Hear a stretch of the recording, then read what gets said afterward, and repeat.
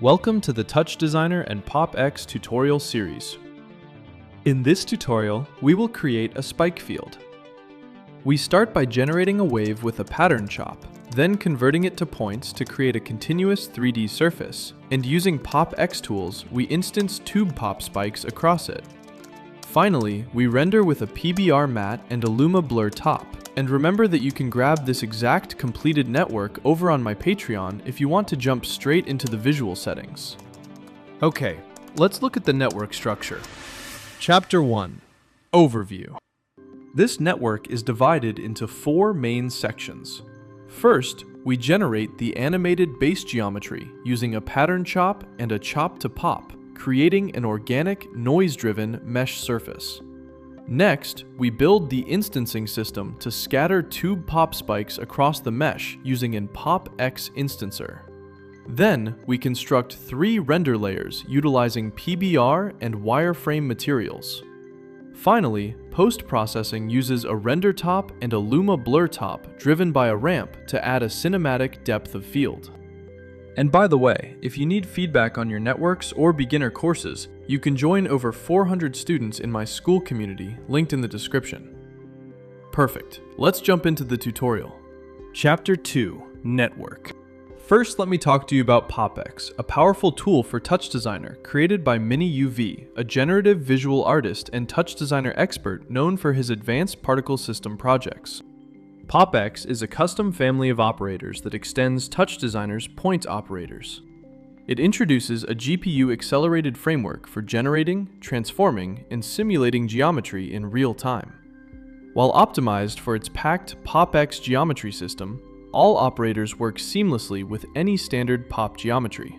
Keep in mind that you'll need the PopX tool from MiniUV to run this project. You can find the download links inside MiniUV's Patreon page. To install these operators, you just have to drag the tox file inside TouchDesigner, and this PopX icon will appear on the top right side of the screen. Here you can enable or disable the components. Also, to activate the operators, you need to right-click for this pop-up window. Click on Replace Stabs and then Regenerate, so the operators are fully active. Start by dropping down a pattern chop to generate our base shape. Change the length to 100. Set the number of cycles to 4. And for the phase, write in absolute time dot seconds multiplied by 0.1.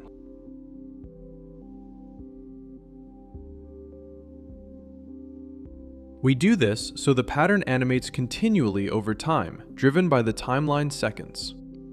Next, add a chop to pop, and point its chop parameter to the pattern chop.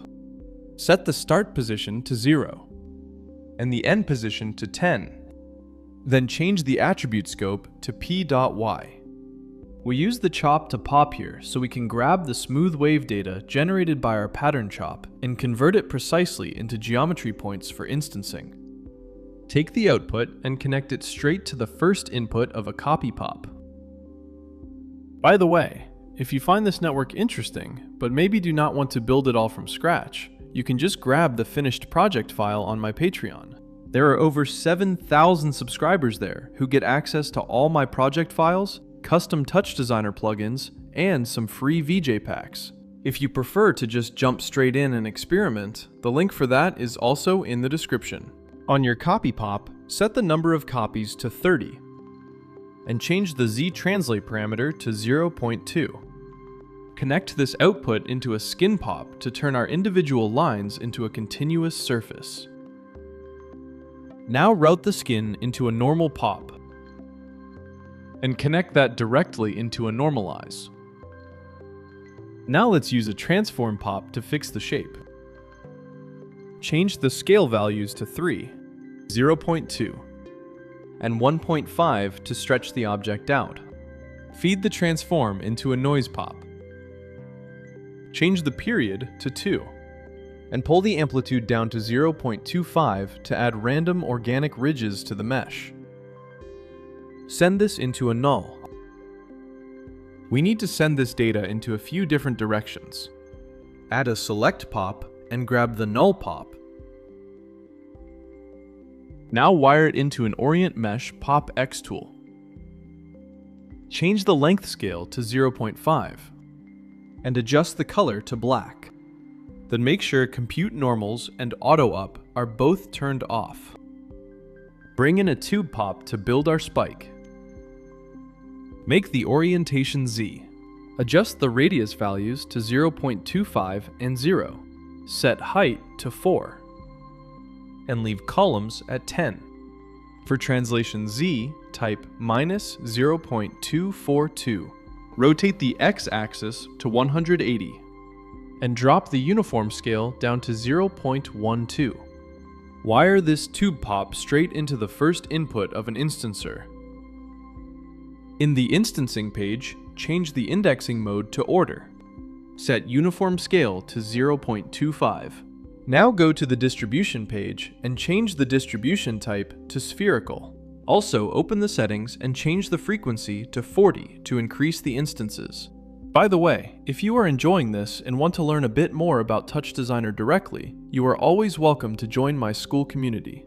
We have over 400 students learning together right now. It is a great place to find beginner courses, get feedback on your project files, and just network with other creators.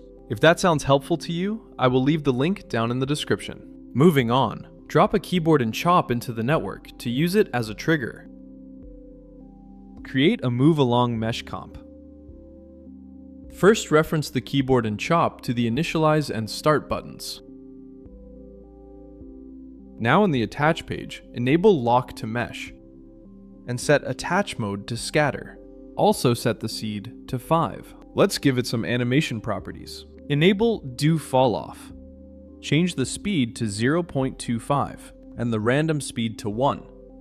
Activate enable lifetime and give it a life of 0.25 and a variance of 0.25.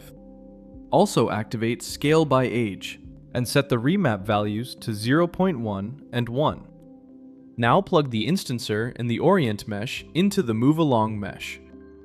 The instances are perfectly aligned to the mesh motion. Add a color modifier comp, setting its falloff attribute to P, 0. Add a ramp top. Set the colors you want, like this metallic tone. Now set the period to 0.1. Now let's link this to the color modifier. Add it into the ramp top parameter. Let us build out our render layers. Create a PBR matte. Turn metallic up to 0.75. Set roughness to 0.2 and change ambient occlusion to 2. Add a PopX geometry comp to the color modifier and add the material to it. Create a second select pop. Point it back to the central null pop and route it into the first input of a geometry comp. Create a second PBR matte for this layer. Change the metallic to 0.4 and the roughness to 0.65. Apply this material to the geometry comp. We need one more visual layer. Add a third select pop referencing the same null pop and plug it into another geometry comp. Drop down a wireframe matte. Set the alpha to 0.75, and for the wireframe mode, select Topology, Wireframe. Now add it to the geometry comp. Let's head into the render section.